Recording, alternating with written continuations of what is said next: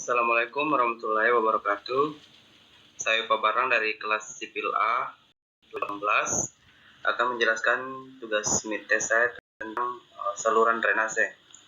Jadi langsung saja.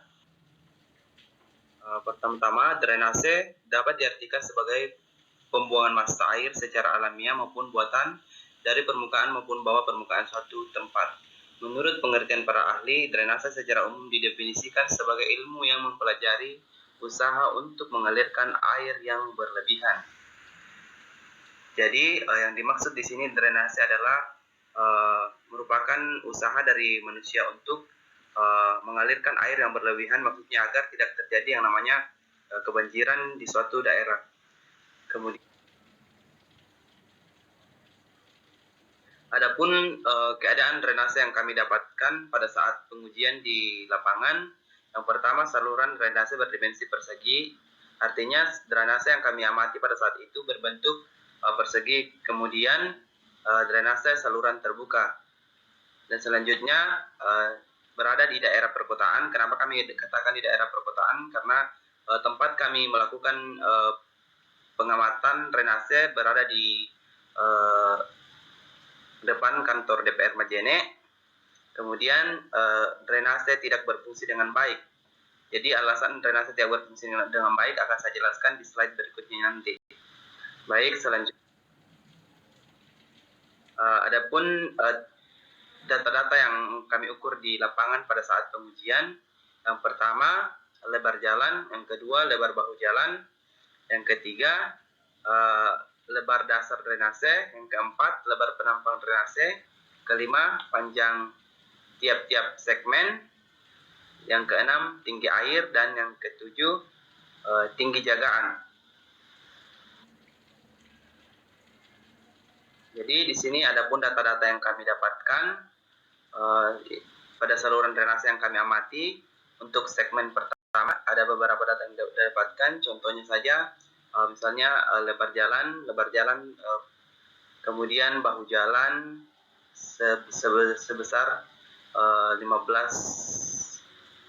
meter, kemudian panjang saluran yang kami amati per setiap segmen yaitu 10 meter per segmen. Jadi setiap 10 meter kami akan melakukan satu segmen, kemudian akan berlanjut ke segmen berikutnya.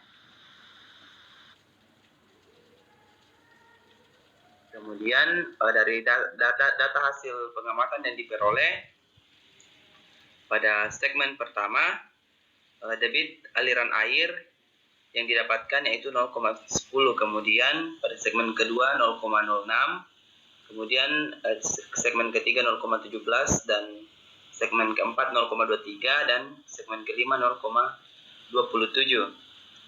Jadi adapun rumus yang kami gunakan untuk mendapatkan kecepatan aliran dapat dilihat di sini.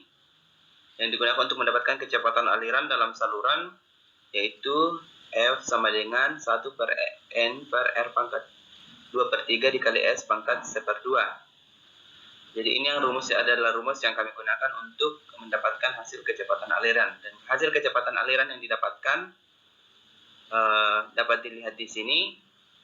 Untuk segmen pertama 1,66 meter per detik, segmen kedua 1,39 meter per detik, segmen keempat 1,89 meter per detik,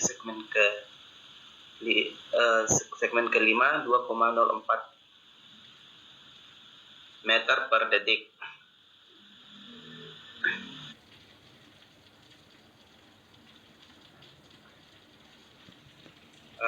Adapun kondisi drainase yang kami amati dapat dilihat di gambar. Jadi ini merupakan permasalahan yang terjadi pada drainase yang kami amati. Pada gambar di sebelah kiri ini terlihat di sini bahwa sangat banyak sampah yang menumpuk sehingga terjadi yang namanya penyumbatan. Kemudian gambar yang kedua di sini menunjukkan bahwa pada drainase tersebut sudah digenangi lumpur yang cukup dalam, yaitu sekitar 10 cm lumpur, 10 sampai 20 cm lumpur yang naik di permukaan drainase. Jadi adapun permasalahan ini, adapun penyelesaian dari permasalahan yang terjadi pada gambar ini, yaitu mungkin ada baiknya pemerintah setempat memberikan sebuah sanksi atau sebuah aturan baru bahwa ketika ada masyarakat yang membuang sampah pada saluran drainase akan diberi denda, baik itu berupa biaya maupun sanksi untuk membersihkan. Jadi ini merupakan permasalahan yang sangat sering terjadi pada drainase-drainase yang ada di Sulawesi Barat.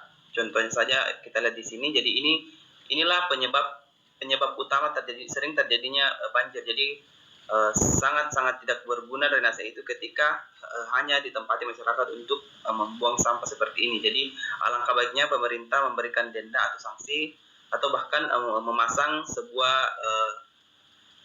baliho atau papan-papan larangan untuk membuang sampah di daerah drainase. Karena ketika drainase tersumbat, maka akan memungkinkan cepat terjadinya banjir dan akan menjadi suatu masalah besar bagi masyarakat setempat.